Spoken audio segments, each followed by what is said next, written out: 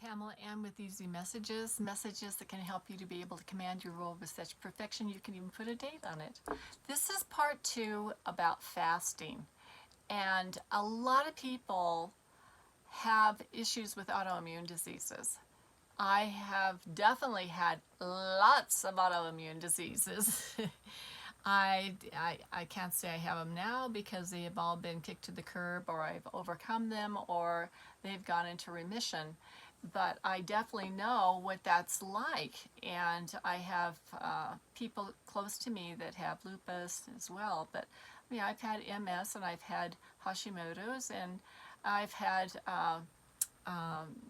the the problems with the extreme fatigue kind of things. I've had the mixed connective tissue autoimmune disease. I've had so many autoimmune diseases, okay? And the fasting can actually help you overcome that, along with the raw fats. That definitely did that for me. And it was key for me to be able to have that leave me. And if I don't have enough of raw fats, it will try to slip back. But I stayed the course with making sure that I have my raw fats.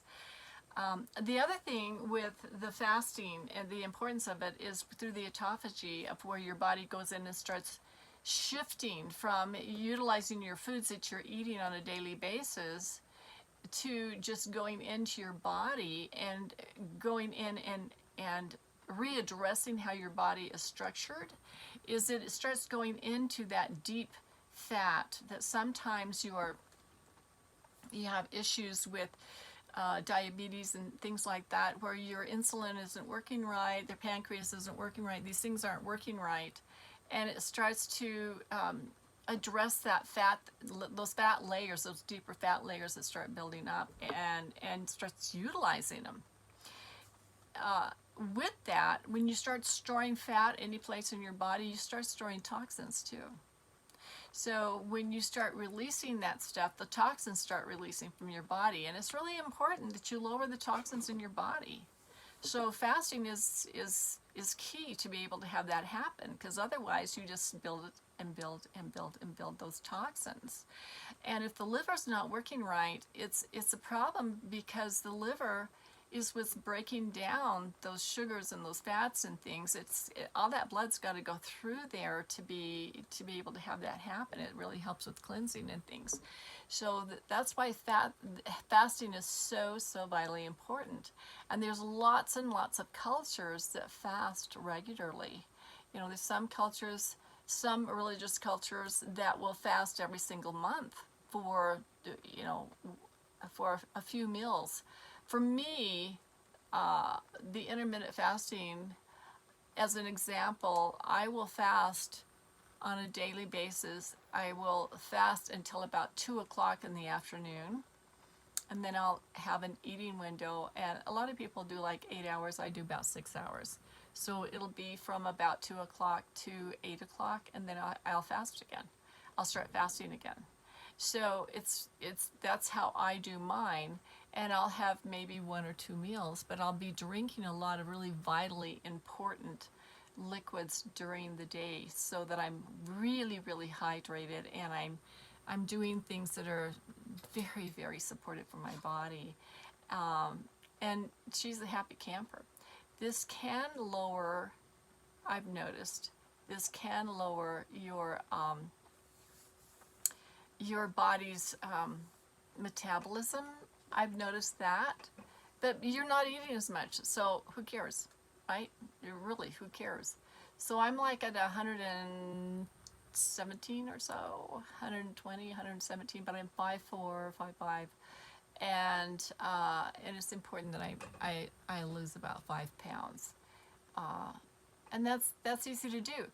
But if you set a goal to have your perfect weight and you never drop below 5 pounds or go over 5 pounds, you're always going to have that sweet spot, and it's no big deal to get back to that sweet spot. So that's one of the things that I learned as a tiny child. Hey, set a goal as, where do you feel good? It doesn't matter how you look so much, but where do you feel good? And it's not like I'm on the scale every day by any means. I'm not. I wear comfortable clothes, but I don't wear baggy clothes. Every once in a while, maybe a flowing dress or something like that, but I wear clothes that fit my body, that fit the shape of my body, and I can tell, oh man, I'm not feeling so great. And I don't wear tight fitting clothes. You know, I don't wear bras or anything like that, because really that's when breast cancer skyrocketed, is when women started wearing these tight fitting things, undergarments, and it started to cut off their inter and extracellular fluid flow, and with that they started developing breast cancer. Hello, doesn't that make sense? And I know I've touched on this before, but I just had an acquaintance share that she has breast cancer and she's going to have her breast removed. Well, really? Part of that is because the lymphatics and that inter and extracellular fluid is not moving fluidly through the body. And so it's of course it's going to get stuck, and it's not going to have that refreshment that it has to have to be healthy, and you're going to start having those issues. So women, let the girls run free, okay? It's really important. It's really important. And who cares what the busies look like? I mean, cover up. It's all right. It's really okay. It really is okay. We've got to readdress some of this stuff. And forget the mammograms, squishing your breasts and injuring them and things like that. What are they thinking? That also increased breast cancer too. So I refuse to do any of those things because it's not in my best interest. I will not do that to my body. That's not going to happen. And this is part of why I do the long-term fasting from time to time. This is why I do the intermittent fasting, because I have a propensity to create tumors in my body, tumors and cysts and things like that, because of the form of MTHFR that I have had in the past. It's not active right now because of the way that I live my lifestyle.